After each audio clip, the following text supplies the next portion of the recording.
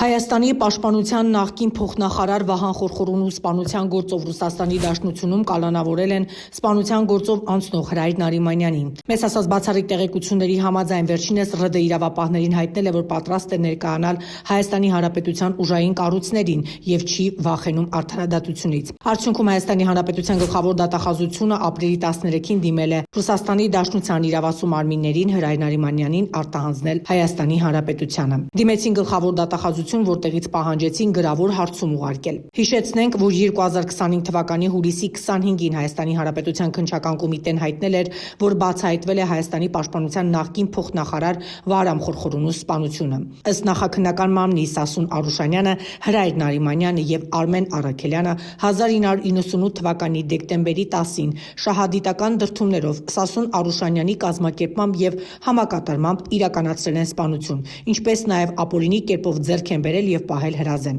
Քննչական կոմիտեի տվյալներով Սասունը լինելով զինծառայող կազմակերպել է սպանությունը եւ 1998 թվականի նոյեմբեր-դեկտեմբերին այդ նպատակով պայմանավորվել է Լեռնային Ղարաբաղի բնակիչներ Հրայր Նարիմանյանի եւ ԱԱ-ի հետ, նրանց խոստանալով համապատասխանաբար $10,000-15,000։ Սպանությունն իրականացնելու նպատակով ձեռք է բերվել Մակարով տեսակի ատրճանակի ինքնաշեն փող եւ խլացուցիչ, որոնք տեղադրել է իր ապօրինի պահվող Մակարով տեսակի 9 մմ տրամաչափի ատրճանակի վրա։ Ատրճանակը փորձարկել է քաղաքից դուրս ստուգելով ձայնի խլացման աստիճանը։ Խլացուցիչի արդյունավետությունը բավարար լինելու պատճառով Նարիմանյանի օգնությամբ քանդել է նորից ինքնաշեն եղանակով, հավաքել է փամփուշտները, նվազեցնելու վարորդային լիցքը։ 1998 թվականի դեկտեմբերի 7-ին վերոնշյալ անձիկ եկել են Երևան իրենց հետ բերելով հանցագործության գործիք հանդիսացող հրազենը։ Սասուն Արուշանյանը հանցակիցներին ցույց է տվել շենքը, որտեղ բնակվել է Վահրամ Խորխորունին։ Դեկտեմբերի 9-ի երեկոյան նրանք հանդիպել են Հանրապետության հրապարակում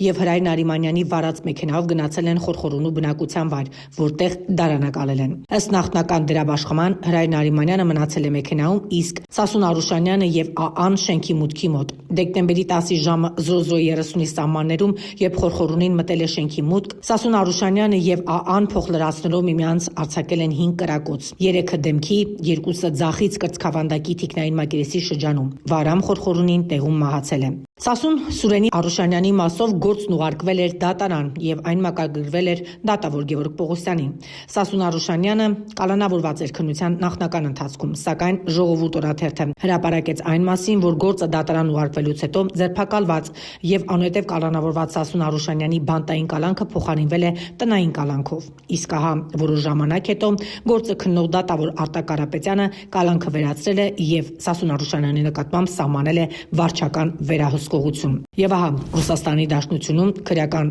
գործով անցնող եւս մեկ անձի են կալանավորել, եւ ահա Ռուսաստանի Դաշնության եւ Հայաստանի Հանրապետության իրավապահ մարմինները քննարկում են նրա Հայաստան արտահանձնման հարցը։ Կհետևենք քննության ընթացքին։